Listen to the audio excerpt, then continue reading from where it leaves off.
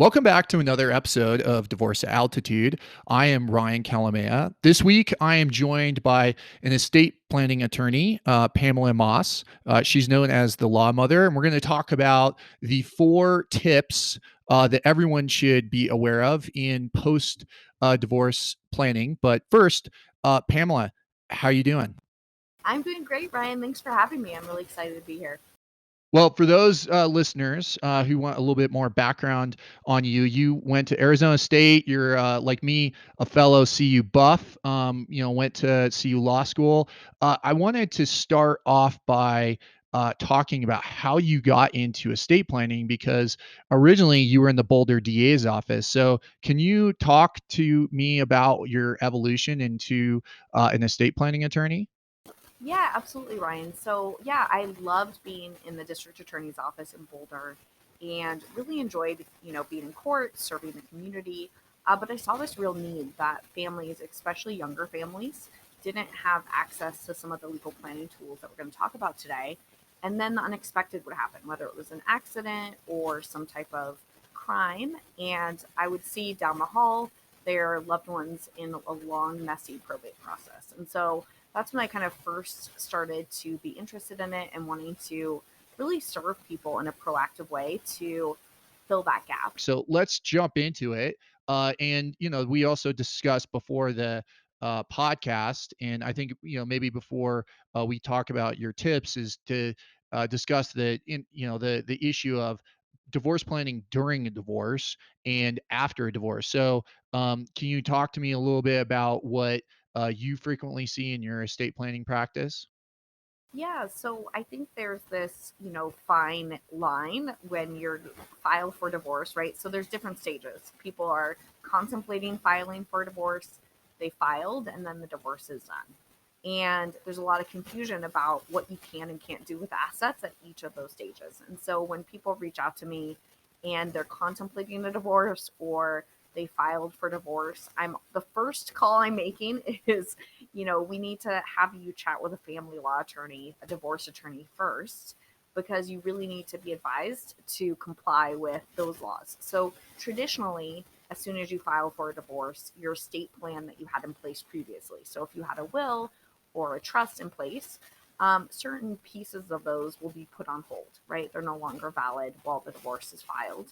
But certain parts of it, if you don't update it, won't will kind of stay the same, right? Beneficiary designations, we'll talk about that. But yeah, I would say my first recommendation: call Ryan, get on the phone with him in his office right away, because you don't want to be in a situation where you are in hot water in the family law case because you are starting to try to transfer assets um, into some type of trust or into some type of other account while you have filed for divorce. So that's probably your area of expertise. I'd love to hear your take on that as well.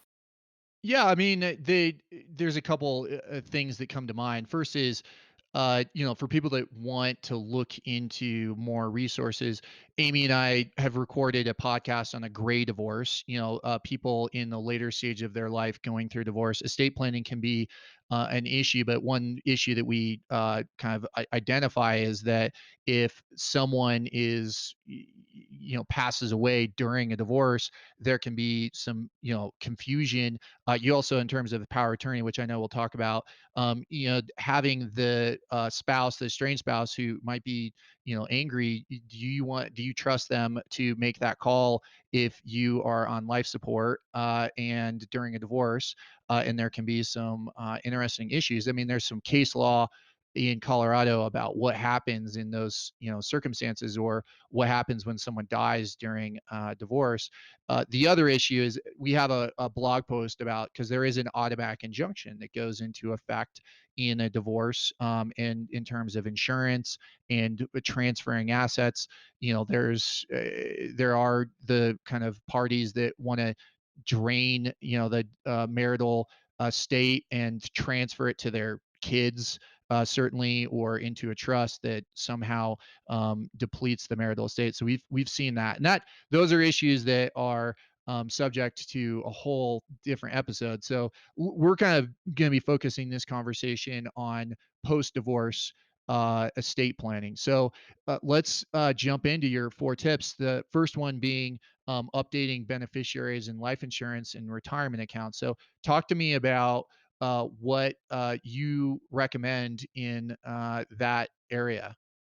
Yeah, so if your divorce is final, you really want to update those. And a lot of people set up those accounts, you know, 15, 20 years ago, and they don't even remember who they put on it, or they have their ex-spouse on it. So you want to make sure that once a divorce is final, that is updated to who you want. And if you do have minor children can't inherit directly. So if you update it to a minor child, then you're looking at going through probate. And that's where you definitely want to also check out Ryan's episode on trusts. I work with like 99% of my clients do trust based planning. So typically, if you have minor children, you're going to want to put it in update those beneficiaries to a living trust and then have the living trust really lay out what's going to happen and how it's going to go to the kids and who's going to take care of it. And so that you can really provide also that guidance and support, but also save that money and have it not go through probate. Yeah, and one thing that we deal with in a divorce, if there's child support or maintenance, there might be a requirement that the recipient is named as a beneficiary to protect that person. So, for example, as listeners may recognize, Eric Wolf is a hypothetical divorce client. He's going through a divorce with Melanie Wolf. If Eric is going to be responsible for paying maintenance or spousal support or child support, Melanie's attorney might require him to name Melanie as a beneficiary for a particular amount, $1 million or something. And that's that if he passes away, that, she is entitled to a particular amount. But Pamela, what you are saying is, other than that sort of explicit requirement in the divorce, people should be looking at updating their life insurance because, that people just forget about who they have as their beneficiaries, right? Yeah, so those retirement accounts, those life insurance, and Ryan, you make a great point, right? You have to comply with your divorce agreement. So if there's something in there that addresses those, you want to have that consistent. But a lot of times, the other piece that I see people forgetting about, even people that meet with me, and we're kind of going through the checklist, is a lot of people have life insurance through their work and they just kind of forget about it because they don't make the payments on it. They, forget they have it. And one of the biggest risks to your family in general is them not knowing what you have and where it is. So I always say, when we work with clients, we create a whole inventory and we talk to you about how to get that information to the people if something were to happen and really, really set up those contingencies. But if before you work with an estate attorney, kind of the simplest way is to grab a folder, put the first page of the documents of everything in one folder, and then tell the people, your kids, the people that you trust, hey, this is where the folder is, where all my accounts are. Colorado has over 55 million in unclaimed property because people simply don't do that step. California has 9 billion in unclaimed property. It's a big problem that people can't find what you have when you pass away. I was actually talking to someone who was saying that her father, who's actually a lawyer, didn't do his estate plan and he was having, emergency heart surgery and he's writing on a napkin for his daughter as he's going back there, like oil leases and information. And, he survived and everything was fine. But it's one of those things that people tend to think about when it's too late. Absolutely. And my experience has been, when people go through a divorce and they're having to inventory all their assets and debts, it is, an experience for them where they're, keenly aware of what they own. And, then there's kind of this natural segue into what do I get? And then what do I want to do with it after the divorce, which is where you come in because, the parties will want to make sure that if something happens to them, that they know where the property that they fought so hard in a divorce, where exactly that property goes if they Absolutely. pass away. So the second is updating power of attorneys for medical and health. Talk to me about what you mean by that tip. Yeah, so for medical, health, and financial, and I think you kind of hit on it in the intro a little bit. So this is something that you can do even while the divorce is pending, but also when the divorce is done. You really want to make sure that you have indicated who you want to make your financial decisions if you could not. So Unfortunately, some of us, the majority of us, will face incapacity, disability at some point in our life. Hopefully, for all of us, it will be many years from now. But you never know. And so you want to make sure that if you were ever in that situation, that your financial power of attorney, who would make your financial decisions, is set up with who you want. And then also, if you weren't able to speak for yourself with your health decisions, who are those people you want to make your health decisions? So I call that your medical power of attorney. And then we also have advanced healthcare directive, which are, what are those decisions? What are those wishes? Do you want to be on life support? Do you not want to be on life support? And I always tell my clients, I know it's sometimes hard to think about, but when you're really giving an amazing gift to your family, because when they are in that situation of stress and mourning, they're having to figure out what your wishes are and make assumptions, and it's very stressful. So, really removing that burden from them so that they know what your wishes would be, God forbid, in that situation, but also really making sure you have that control, because ultimately it's about your control and what wanting people to follow your wishes. The example of where this went horribly wrong is the Terry Schiavo case. I don't know if you remember that from the 90s. Probably a lot of the listeners do. And I see you're shaking your head. Yes. So, there's no assumption in the law that if you do get remarried, that future spouse has your best interest, or that your parents have your best interest. And so, in that situation, Terry was in a situation where she was never going to recover. She was in a persistent vegetative state. Her parents wanted to keep her on life support. Her husband wanted to take her off. And it became a big public battle for 15 years. This poor woman was taken on and off life support. It was made public. Politicians used it. And ultimately, she was allowed to pass 15 years later. So, really about taking back that control and making sure that it's not going to be a long, messy court battle down the road for your family members.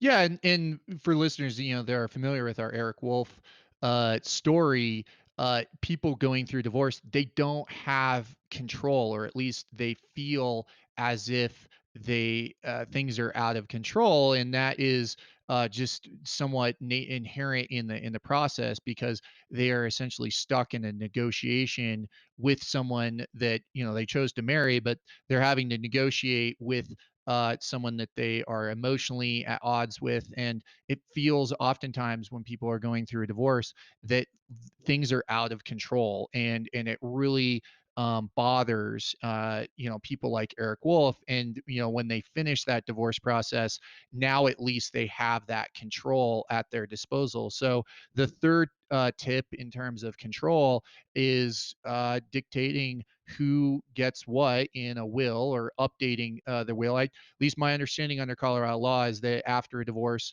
that the ex-spouse, so Melanie and Eric and Melanie's divorce, she's essentially written out of the will. But that doesn't mean that Eric shouldn't be looking at revising his will. So tell our audience about what things they should be looking at in terms of updating or creating a will post divorce. Yeah, so whether you're creating a will or a living trust, and for a majority of my clients, they decide to do a living trust for a few reasons, mainly keeping it out of probate. But the nice thing about a living trust when you get done with a divorce is, if you have children with your ex-spouse, if something were to happen to you, that minor child's gonna go most likely live with your ex-spouse, but maybe your ex-spouse isn't great with money. And the nice thing about having a living trust is you can really set up, who you would want to manage the money for them, if something were to happen. And you can also kind of set up for your disability protection as well. If someone would need to step in, how they're going to manage it and really keep it out of the court system. You just went through a long divorce, wills go through the court system, living trusts keep them out of the court system. So, whichever one you decide to do, really setting it up in a way that your money is going to be controlled by who you want and the way that you want. Yeah, and one thing that I've seen and have done, and Amy and I reference this in our Great Divorce episode, is that parties in a divorce, they can basically agree what they're going to do in their estate planning documents. So if they have children, they might disagree on who's at fault for that divorce, or various issues, but they're frequently in agreement that they want what's best for their kids, and that could even be for adult kids, not just minor kids. And so there are mechanisms where we can agree in the divorce agreement that they will provide for, fill in the blank for their children, and that they can have an alliance, so to speak, when it comes to their wills. But they're going to have to update their estate planning documents and their wills, to make sure that that is in agreement, and that they satisfy their obligations in that separation agreement in the divorce. So you Absolutely. mentioned trusts. The fourth tip that you have is what? Is setting up a dynasty trust or lifetime asset protection trust for the people that are going to inherit for you. And if you have children, it's a really great tool to make sure that if they go through a divorce in the future, that they're not going to lose their inheritance, but also setting it up in a way that's going to protect it from future creditors, any type of future issues down the road. So this is how people um, inherit money in a trust, and then they start businesses and go bankrupt, but they still have access to a trust fund. They have inherited it in this special type of trust, a dynasty trust or lifetime asset protection trust, as it's known. And the story I always share is I had a colleague whose friend was, inherited a whole bunch of money when he was, in his 20s. And it went outright in his bank account. And so he never went to college. He never really amounted to anything. So the nice thing about a dynasty trust, in addition to that protection, is you can also put things in place to really set up whether you have adult children or minor children that will eventually become adults. You can really set it up so it really gives them the financial support, whether that's an age, um, you know, delaying when they're going to know about it and when they're going to be able to make decisions, until they're at an age that they are mature enough to cover it, and that really kind of giving them that guidance and support so it's not just going in their bank account and being spent and blown as well. Yeah, and we in a divorce we frequently deal with these, but it's more on the older generations that have provided for people going through a divorce, where whether or not these various provisions create marital property or separate property, we frequently see them. We don't, but what you're referring to is after you go through a divorce, for that person to provide for their parents, or I'm sorry, their children, after they're done with the divorce. Yeah, so a lot of my clients, one of their motivations after they've gone through a divorce is, they want to make sure their kids are going to be fully protected. They want to set their kids up for success. I work with a lot of blended families. So maybe are thinking that you are going to get remarried, or you did get remarried a few years later, or at the same time whenever you're ready to do that. And with blended families, there's a lot that you want to do as far as kind of balancing how much you want to go to the new spouse, how much you want it to go to your children.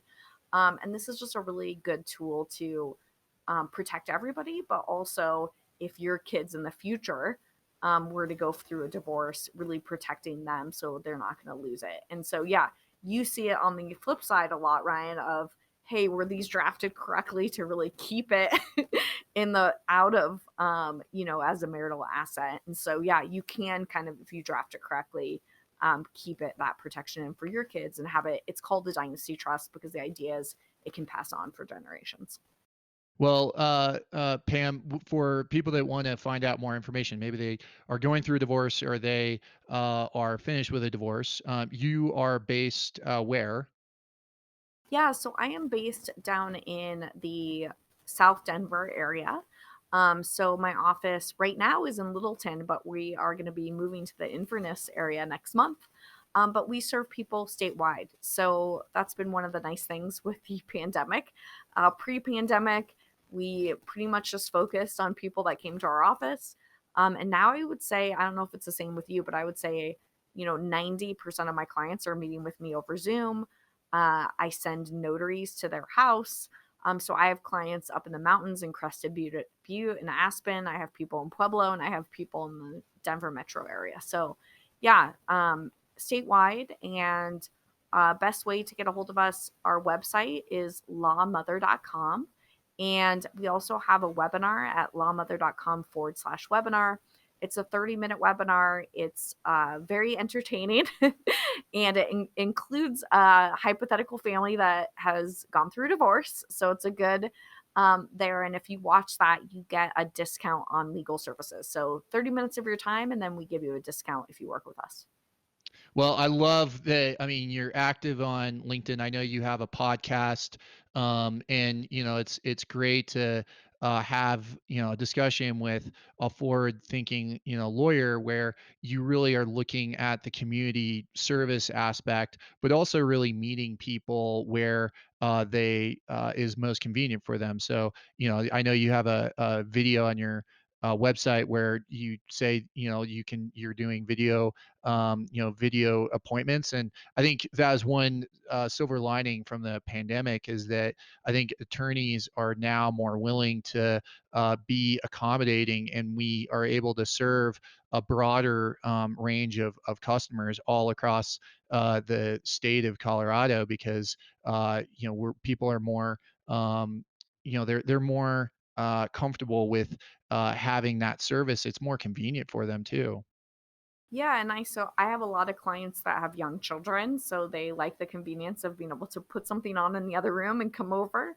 And then I have a lot of clients that are, of the baby boomer generation and beyond, and they have gotten very comfortable during the pandemic with tech, and they enjoy the convenience and as well. So yeah, it's been a great silver lining to be able to serve people in a way that really meets them where they need it.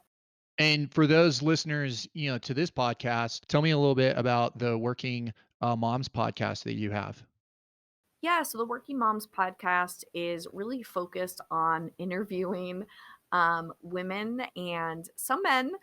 So we also interview men to really just continue the conversation around supporting working moms and in different ways. So we've had everyone from politicians on to people in the tech space to medical providers on. So really enjoy kind of continuing that conversation and really trying to highlight the different resources that are out there and the different struggles that are out there as well.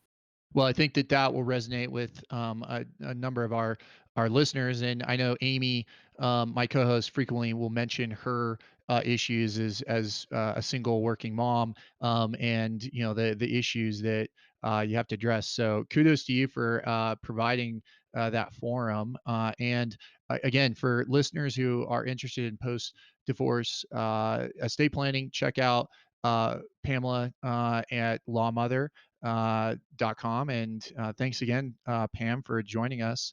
Until next time.